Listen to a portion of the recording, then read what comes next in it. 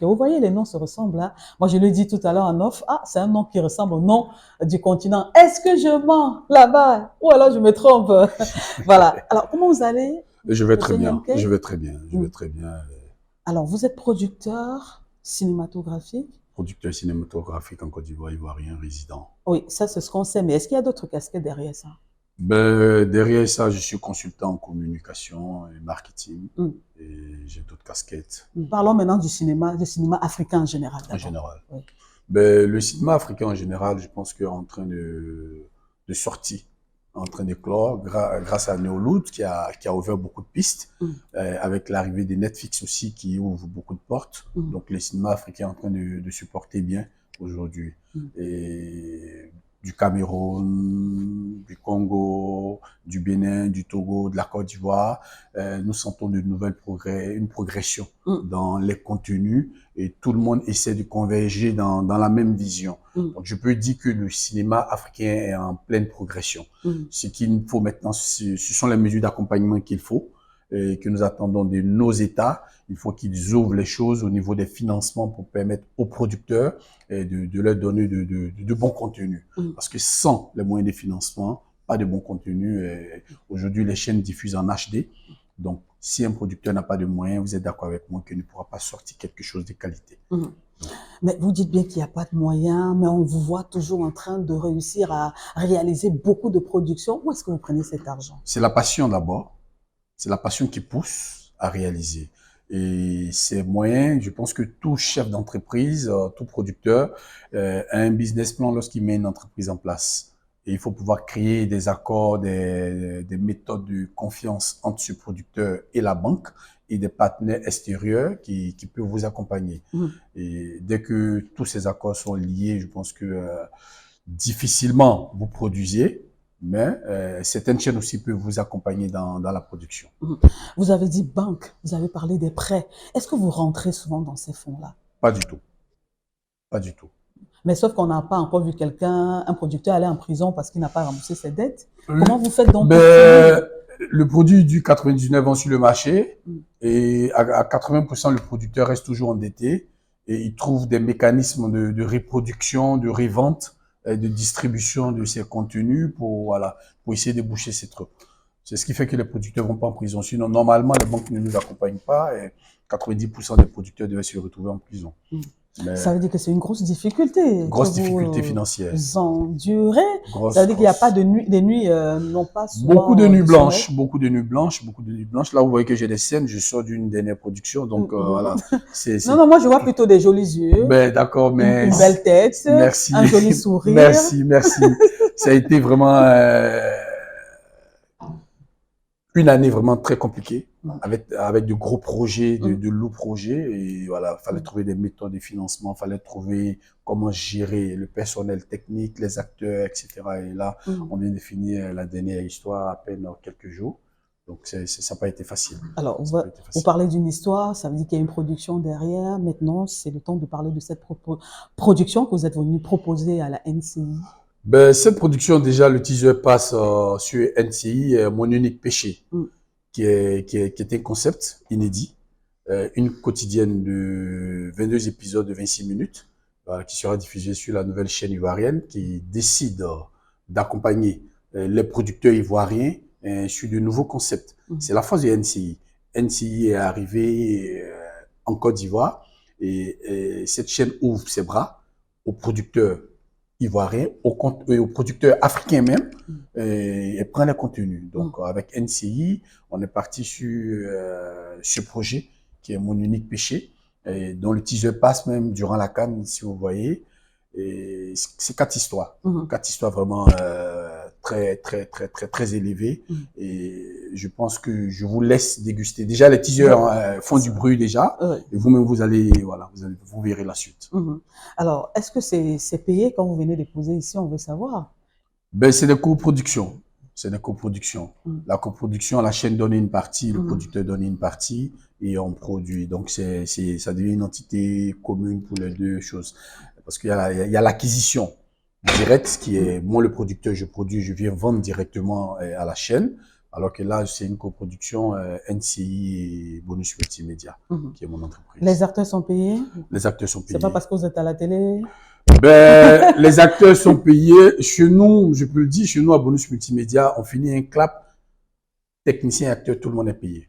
Ça, il n'y a pas palabre après. Il n'y a pas palabre. Oui. Voilà. Je le dis toujours. Voilà. Je mets quiconque au défi. Un technicien ou un acteur qui dit que Bonus Multimédia, il a travaillé avec Bonus Multimédia et qu'il n'a pas été payé, qu'il sorte ça sur les réseaux sociaux et qu'il fasse une vidéo. Parce que nous avons tous nos contrats, nous payons tout le monde du début à la fin, nous respectons nos contrats. Au contraire, ce sont les acteurs et les techniciens même qui ne respectent pas les clauses des contrats parfois, parce que voilà, ils pourrissent la vie sur les décors. Et des techniciens qui signent des doubles contrats pendant qu'ils sont sur votre production, ils ont un autre contrat encore avec une autre production. Des acteurs qui signent des doubles contrats pendant qu'ils doivent tourner avec vous, ils ont d'autres feuilles de services sur d'autres productions. Donc, il y a tout ce mélange. Au fait, il faut réorganiser même le système des acteurs, il faut réorganiser le système des techniciens. Un acteur et un technicien doivent savoir que lorsqu'il est lié à une production sur un contrat, il faut respecter ce contrat de bout en bout. Je ne peux pas prendre un engagement de 3 mois avec une production et en même temps, pendant ces 3 mois, je prends encore un autre engagement avec une autre production. Ça mélange la feuille des services. Quand une feuille des services est mélangée et décalée, ça augmente le budget. Le budget s'augmente par la régie, le petit déjeuner, le déjeuner, le dîner, le transport, les accessoires qui rentrent en ligne de compte. Si vous devez louer une villa pour 14 jours, qu'il y a eu une feuille de service supplémentaire, ça passe à 15 jours de plus. Donc, les acteurs, les techniciens, parfois ne facilitent pas la vie. Voilà. À quoi ça vous dérange? On voit très bien qu'il y a un souci peut-être d'augmenter le gain. Mais maintenant, en quoi ça vous dérange, vous? C'est-à-dire, si vous êtes sur une production avec quelqu'un et qui va signer ailleurs, mais c'est à la fin du travail qui, peut-être que pendant qu'il donne du résultat là-bas, il vous satisfait aussi. Mais qu'est-ce qui vous dérange, vous, dans ce genre de choses? Ce qui me dérange, c'est l'organisation. Vous savez, quand on part pour une série, on lance le clap, on a minimum 3 mois. Ouais. Donc, dans ces 3 mois, quand on convoque l'acteur et il a signé le contrat des 3 mois, il a un calendrier. On fait des feuilles de service. Il sait quel jour il doit tourner.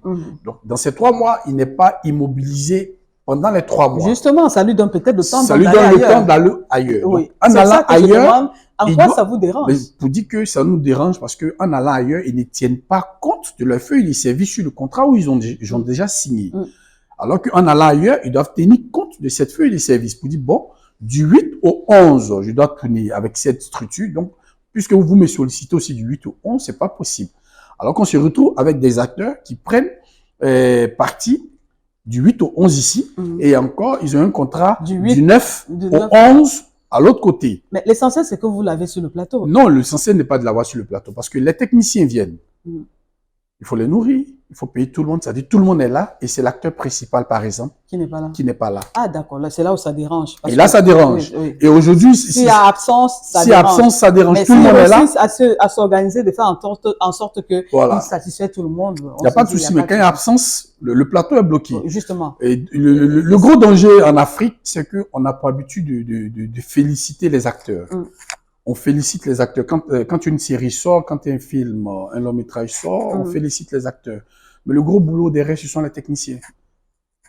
Imaginez un perchiste qui va rester debout durant toute une journée et un acteur, quand il lit un texte, il finit, s'assoit, il se repose pendant que le perchiste, il tient son micro pour toute une journée et il subit les caprices d'un acteur qui vient en retard. Il y a de la frustration derrière. Oui. Le perchiste, il est parfois bien payé?